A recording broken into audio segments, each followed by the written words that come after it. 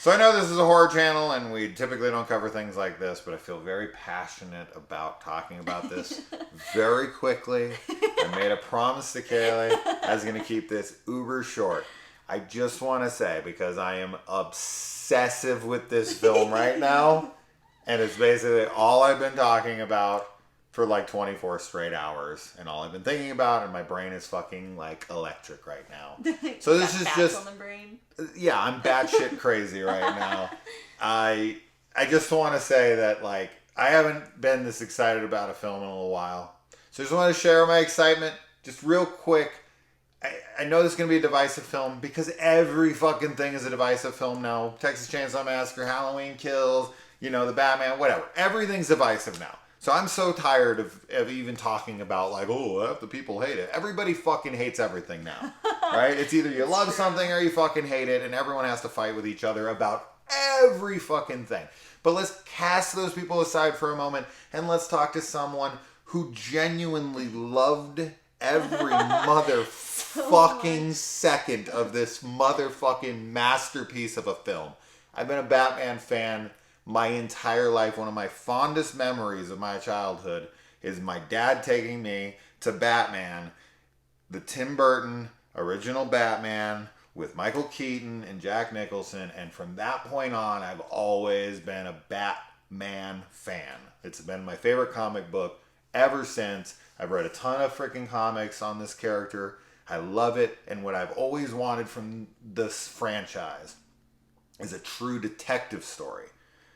And as I said, I'm going to keep this short, but it's just perfect. It really is perfect, and everything in it is my favorite thing that's been done that way.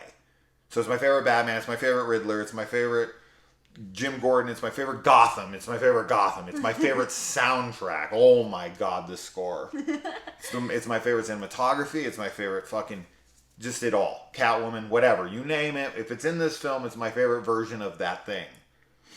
I loved it so fucking much. 10 out of 10, 100 out of 100. 100 fucking perfect film. I wouldn't change a goddamn thing about it. I need a sequel.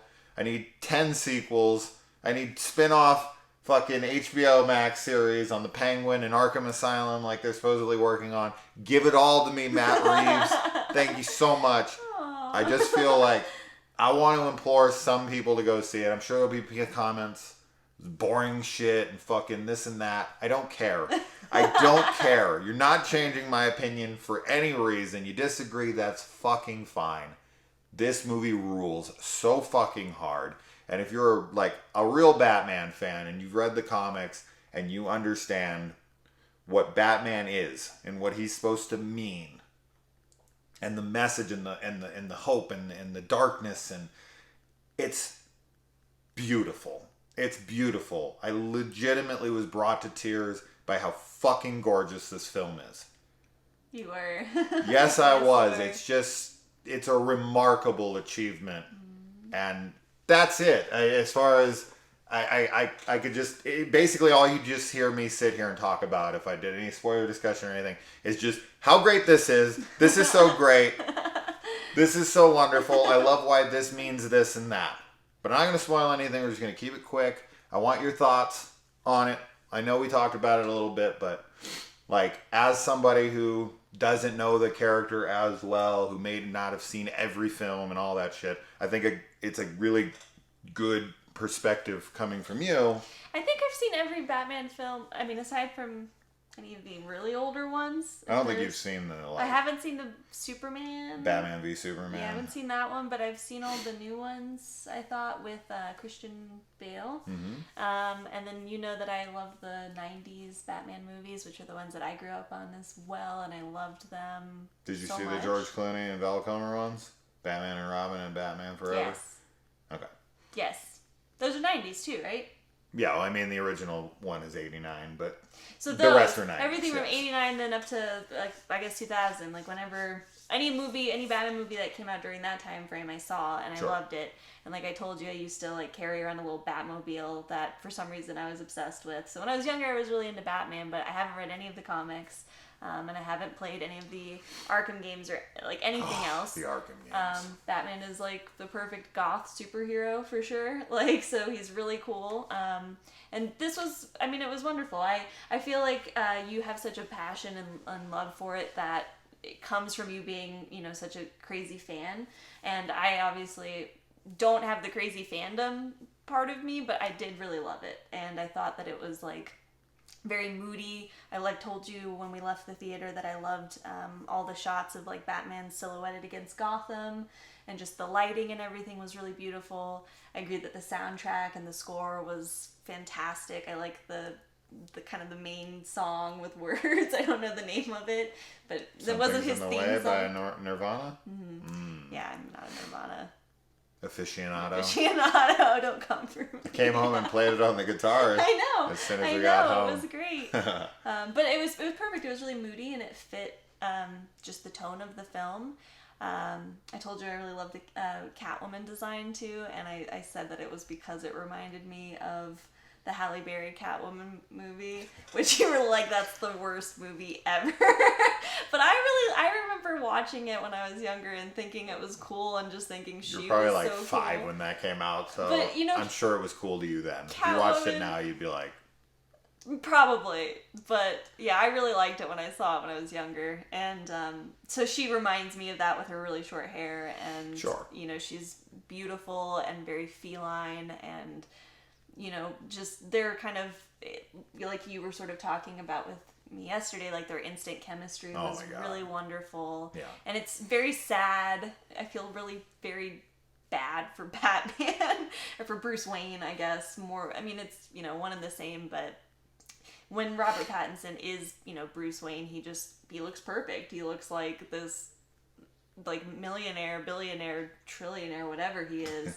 Like sad boy. Yeah. And you know, I thought it was great. The detective quality, we talked about how it's like Saw and Seven meets Batman. Yeah. And so all of that I was really into. The Very Riddler Seven. Was fucking terrifying. Like the only Riddler that I have in my head is Jim Carrey. And it's so different. And I mean, I love Jim Carrey's Riddler, but this one was like, it was disturbing. I was like genuinely freaked out by him. Yeah. Like really freaked out.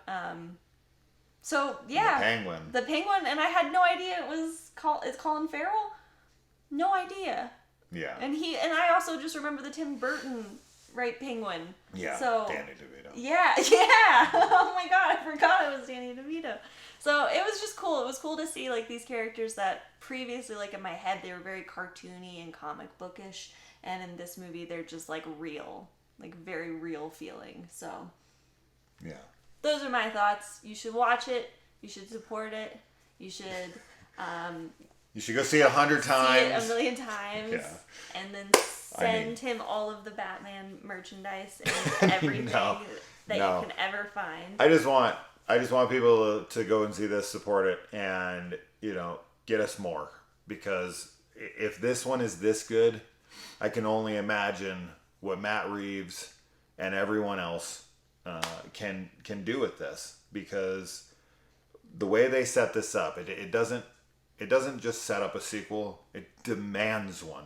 Like the story that they leave it off with, to where we can go from there, and the richness of everything. And I get it though, like with this film, like I can see people being like, this is boring to me, because they're used to what we were talking about with the MCU movies. Like they're used to that superhero overload of just like pure action and fighting and these big elaborate battles and all that stuff. And this film is not like that, right? Like Batman, what I think has always been so appealing about Batman to people like me is that Batman is possible, right? Like he's not, but he is, right? Like he's that total, you know, you have to fudge it to believe it. Sure. But it's in that realm of possibility that you're like, oh, like I could be Batman. Like I'm not from Krypton. You know, I didn't get bit by some radioactive spider. I didn't have gamma radiation. I didn't have any of that stuff. But he's like an attainable superhero. yeah, I can build up my body. Sure. And I can put on some get a lot fucking of money. Sure. Sure. Put on some contacts. So there's just that. Yeah. It's the realism of Batman, and this is the most grounded, realistic version of him that exists. But it's not even just that. As I said, it is a detective story first and foremost. It is Batman and Jim Gordon working side by side as equal partners, trying to investigate a lunatic who's going around, and Batman gets to see how he's influencing Gotham. And just the opening fucking 20 minutes of this movie with the narration and yeah, there's some really awesome the score, stuff. the fucking score. I can't say enough about Mike Giacchino's score. It is phenomenal. It is very horror, very dark, very brooding, and I'm gonna hear this a lot. It is very brooding. This fucking movie rules so hard, and I really hope that enough people appreciate it. I'm seeing mostly positive, but I am seeing a bunch of people being very negative. But that's pretty typical. It's just that I have friends that are like, really, like, this isn't good. You know, and they're talking this shit that I just don't agree with at all. Like, the things that they're criticizing, I'm like, okay, I see that those are your criticisms, but I disagree with 100% of them. The thing, too, with, like, what you were saying earlier about, like, Marvel and everything, it just, like, the way that Marvel treats superheroes, like, there's definitely some dark moments in the MCU, but it is much more of, like, a fanfare and, like... It's fun. It's fun. It's really fun, and I love that. This is not fun. This is so gritty, and it's cool because we just started watching... You'd already seen it, but I haven't. We started watching The Boys. Yeah. And that's obviously not, like, a super believable, like, kind of, you know, Batman, but it's got that sort of darker take on on superheroes. And I feel like Batman does that as well, because he's not really, I don't feel like he's an anti-hero, but it is like, you know, him questioning what his presence is doing, you know, for the rest of Gotham and for all these villains that are being, you know, influenced by it in some way. So it's not for the people that want just like those MCU style superhero movies. Yeah. But it is wonderful if you like detective movies and if you like something kind of, you know, like Blade Runner 2049. It's got a lot of that type of feel to it. Sure. Yeah, it's got a Denis flavor to it, but it's very very Fincher-esque. I mean, this feels like Seven, and I could see that being coming in criticism with this film is that it's, you know, the Joker was too much, you know, like this movie, and now they got, you know, Batman is too much like this movie, like they're just ripping off the classics. You know, the Joker is Taxi Driver, and the Batman is Seven. It's, I don't know, all filmmakers are influenced by something, and Seven is the perfect film to draw from with a story like this. But, you know, keeping it relatively short, I'm sure we're 15 minutes in or at least now, but she actually talked more than I did. I tried to keep it short, and then she went on a tangent. But yes, everybody's great in the movie. I love everybody in this. I think everybody's fantastic. John Turturro, Colin Farrell, Paul Dano, you know, Zoe Kravitz, Robert Pattinson, Andy Serkis, you know, Jeffrey Wright. Everybody in this movie rules. All the secondary characters, the cops, everybody is so great. It's so Batman. It's the most Batman fucking movie that could possibly exist. This is just the truth. This is so fucking Batman. It's crazy to me. But I expected that going into this. I had a feeling as soon as Matt Reeves was announced and he was like, I want to focus on Batman being a detective and I want to do it in the vein of Seven. I'm like, this motherfucking guy gets it. Because that is always what I had always been hoping for and suggesting.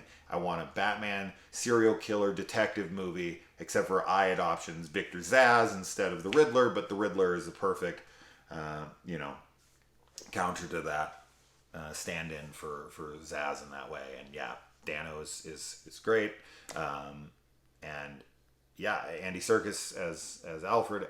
Everything's it's so great. Anyways, I'm done with that. Leave your comments below. You hate it, fine, cool, whatever. But You know, if you love it like me, let's celebrate this masterpiece of a movie. And just, I'm so happy and thankful something like this exists, because this is why I go to the movies. This is why I'm a fan. This is why I live for this shit. And I couldn't have been happier. This is one of my favorite films I've ever watched in my life. I love it so much, and I can't wait to own it, and I can't wait to watch it again, and I'm going to read so many motherfucking Batman comics now. So that's all I've been doing all day is looking on eBay, a bunch of different, runs that I haven't read, that I'm like, I want to read that shit, and I'm going to reread all these things. So, anyways. All right, guys. Go see the Batman. Don't fuck around, because I'm vengeance. And I'll come for you. Na na na na na na na na na na na na na. Bye. Yeah.